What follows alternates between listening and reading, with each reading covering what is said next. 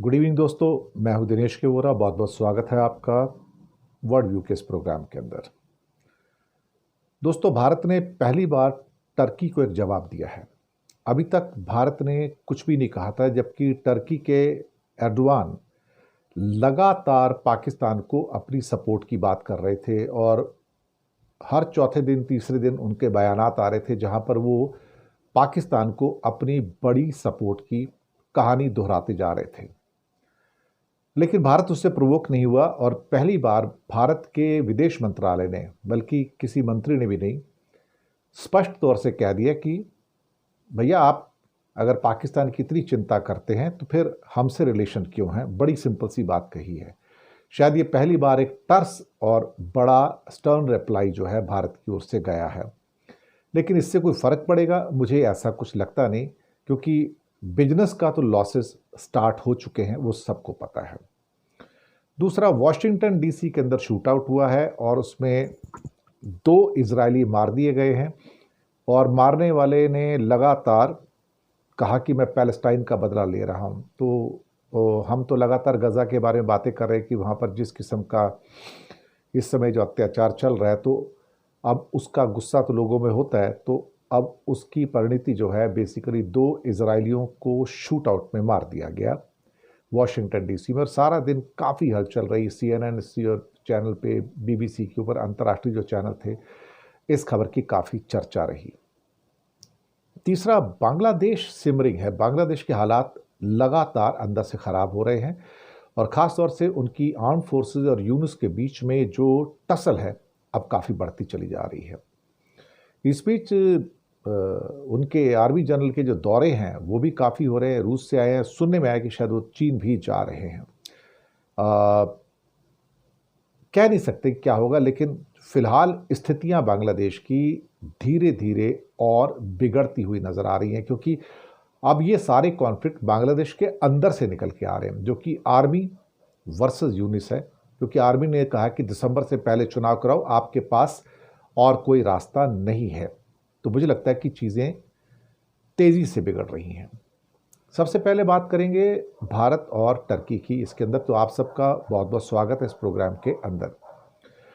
दरअसल विदेश मंत्रालय ने आज बहुत क्लियरली कह दिया इस बात को कि भारत और अफगानिस्तान के बीच में कई मनगढ़ंत बातें कही जा रही हैं, लेकिन टर्की के बारे में जो बात की गई वो अपने आप में काफ़ी बड़ी थी। सिर्फ आतंकवादी हमले की निंदा कर देना काफ़ी नहीं होता, क्योंकि पाकिस्तान का नाम तो दुनिया में किसी भी कंट्री ने नहीं लिया कि पाकिस्तान पहलगाम के हत्याकांड में इन्वॉल्व था। वो किसी ने नहीं लिया। टर्की के बारे में विदेश मंत्रालय का कहना है कि हम उम्मीद करते हैं कि टर्की पाकिस्तान से अपील करेगा कि वो सीमा पार से जो टेररिज्म है उसको समर्थन देना बंद करेगा और जो उसका टेररिज्म का इंफ्रास्ट्रक्चर है, पाकिस्तान उसके खिलाफ बड़े कदम उठाए, क्योंकि उसने कई डेकेड से उनको पनाह दे रखी है और ये सबको पता कि पाकिस्तान एक टेररिस्ट कंट्री है। और बायलैटरल जो रिश्ते होते हैं, उनका कहना है कि पहले आप भारत की चिंता करें, उसके बाद आप हमसे बात करें। इसके बाद उनका ये भी कहना था कि जो सैलमी को जो इंडिया ने बाहर निकाल दिया है, जिसकी वजह से उनके $220 मिलियन का इंडिया में इन्वेस्टमेंट था, उस मामले में टर्की की एम्बेसी ने भारत से बात की है और भारत से अपनी चिंताओं को अवगत कराया कि आप ये मत कीजिए, इससे हमारे बहुत नुकसान होंगे। तो पहली बार टर्की भारत के संपर्क में आया है और बातचीत कर रहा है। लेकिन विदेश मंत्रालय का भारत में कहना है कि एविएशन सिक्योरिटी को लेके या नेशनल सिक्योरिटी को लेके ये सारे डिसीजन लिए गए हैं और ये डिसीजन फाइनल है। और सैलमी हालांकि सुप्रीम कोर्ट में गई हुई है, लेकिन उससे कुछ होगा मुझे नहीं लगता। भारत सरकार का जो फैसला है सुप्रीम कोर्ट के साथ ही जाएगा और इसमें कोई भी चेंज होने वाला नहीं है। सिर्फ ये कह देने से कि उसके सारे कर्मचारी भारतीय हैं, उससे काम चलने वाला नहीं है। अल्टीमेटली है तो टर्किश कंपनी जो उसको ले दे के क्या कहते हैं कि ले रहे हैं। कहीं ना कहीं विदेश मंत्रालय थोड़ा सा टफ होता हुआ नज़र आ रहा है, लेकिन क्या इससे कुछ फ़र्क पड़ेगा टर्की पे? मुझे नहीं लगता, क्योंकि टर्की दरअसल इस टाइम आतंकवाद के एक समर्थन के अंदर या मुस्लिम आतंकवाद के समर्थन में बिल्कुल मजबूती से खड़ा हुआ है। पाकिस्तान के साथ तो बहुत मजबूती से खड़ा है और किसी भी हालत में हिंदुस्तान का विरोध या कोई भी अगर हिंदुस्तान के द्वारा आक्षेप लगता है या कोई उसके ऊपर आरोप लगता है तो उसको स्वीकार नहीं करेगा, क्योंकि वो एक ब्लाइंड सपोर्ट है और ब्लाइंड सपोर्ट जो है काफ़ी सालों से है।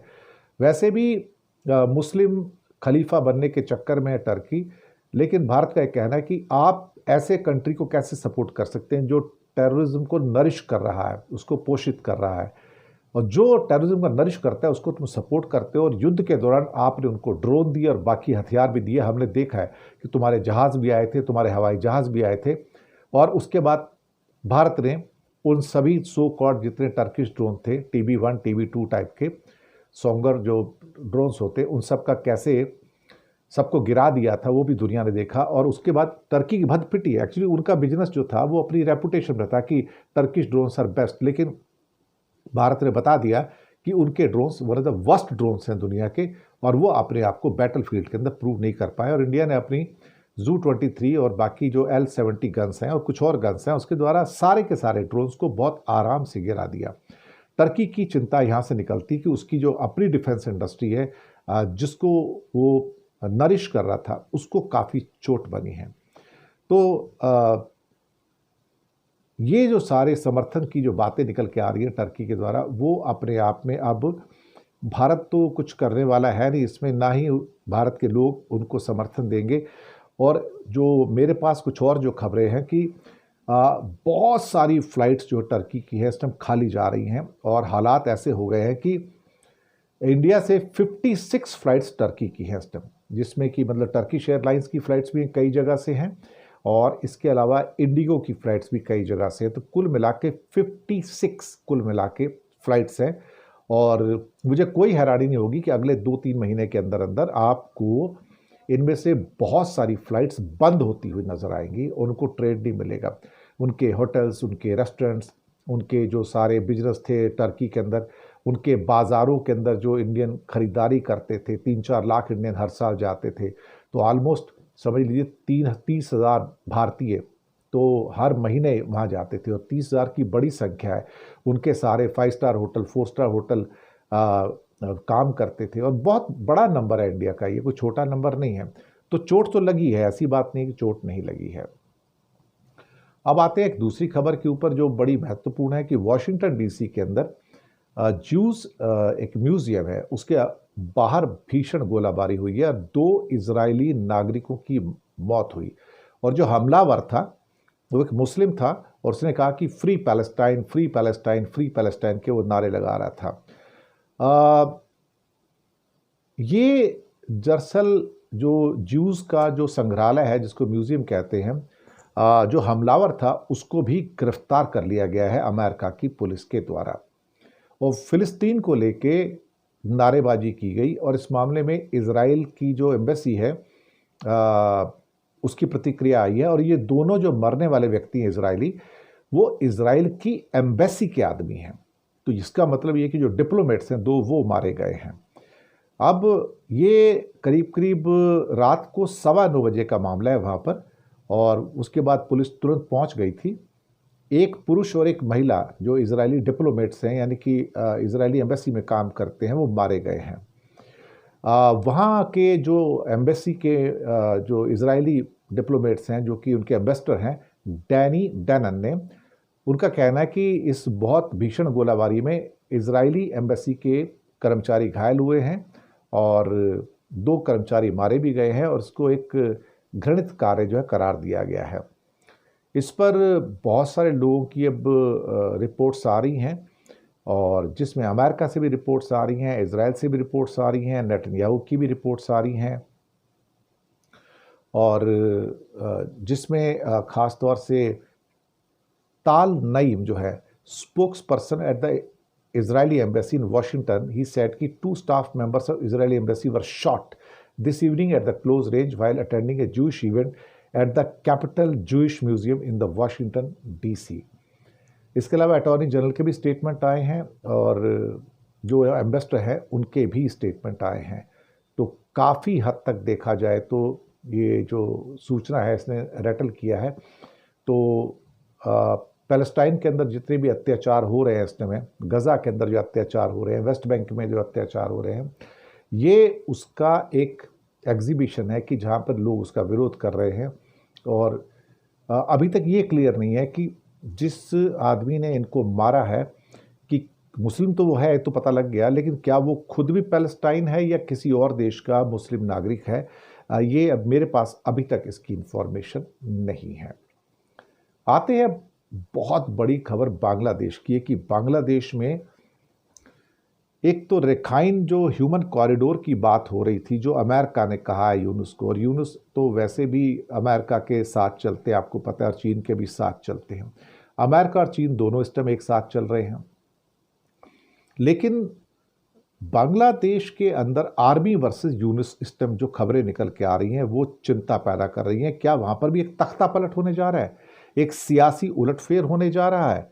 इस बात के आसार बहुत तेज हो गए हैं।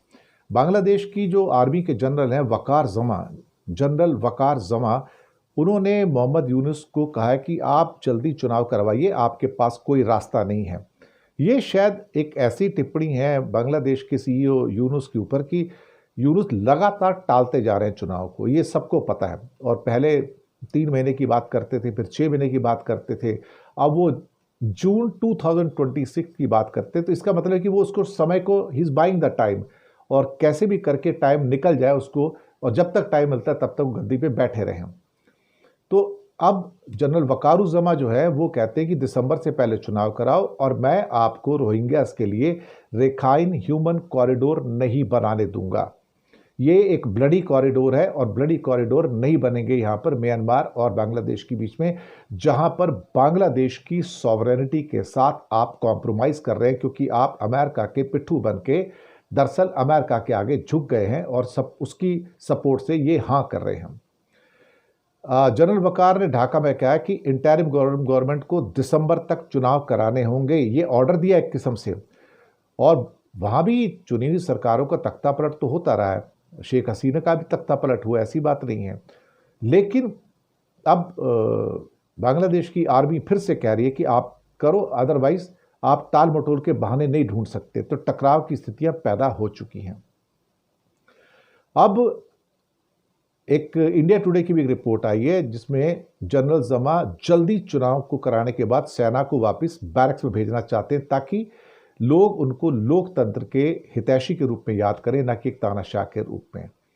और यूनुस का एक तरफ शेख हसीना पर चुनाव में धांधली करने का आरोप, और फिर बिना जनादेश के लगातार शासन करना, ये कि बिना किसी सपोर्ट के आप शासन कर रहे हैं, क्या रहे हैं अल्टीमेटली, कितने टाइम तक शासन करेंगे? चुनाव तो कराना पड़ेगा आपको। जनरल वकार को शक है कि यूनुस बाहरी ताकतों के साथ मिलकर उनको सेना के टॉप पोस्ट से हटा सकते हैं। अब यहाँ पर जमा की जो बातचीत हुई है वहाँ की नेवी चीफ और एयरफोर्स चीफ, और वो लगता है कि सेना के सभी तीनों विंग एक साथ में हैं और बांग्लादेश की आर्मी किसी भी किस्म की इंस्टेबिलिटी को बर्दाश्त नहीं करेगी। और यूनुस शासन में जो कट्टरपंथियों को जो छूट मिल रही है, जो टेररिस्ट ऑर्गेनाइजेशन उनको छूट मिल रही है, वो भी हम नहीं होने देंगे। अभी जनरल जमा जो है वो क्या कहते हैं कि रशिया भी होके आए हैं। रशिया से उनको क्या संदेश मिला है पता नहीं, सुनने में आया कि शायद चाइना भी जाएंगे।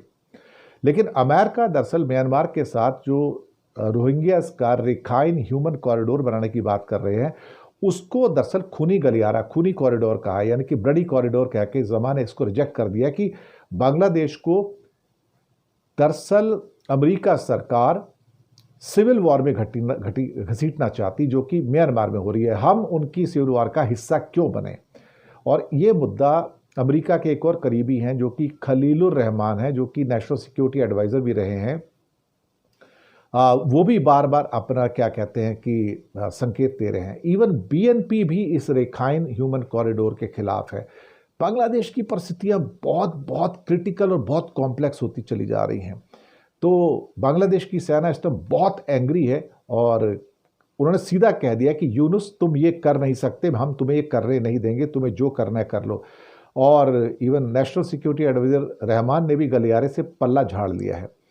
अब बवाल मचा हुआ है, लोग भी उसके विरुद्ध में, बीएनपी उसके विरुद्ध में, बांग्लादेश नेशनलिस्ट पार्टी जो खालिदा जिया की, वो भी उसके खिलाफ है।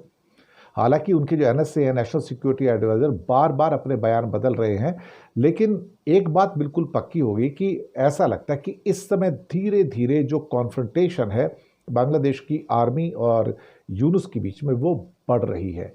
अब तीनों विंग अगर एक साथ में है और उसको अगर रशियन या हो सकता है चाइनीज सपोर्ट मिलेगा, तो एक पॉसिबिलिटी हो सकती है कि यूनुस को हटा दिया जाए, या एक दूसरी पॉसिबिलिटी ये होगी कि जो जनरल वकार हैं उन्हीं को हटा दिया जाए अमेरिका की मदद करके। मुझे लगता है अब राजनीति में बांग्लादेश में कुछ हो सकता है, और एक चीज़ तो बड़ी क्लियर है यहाँ पे कि इन दोनों में से शायद एक ही सरवाइव करेगा।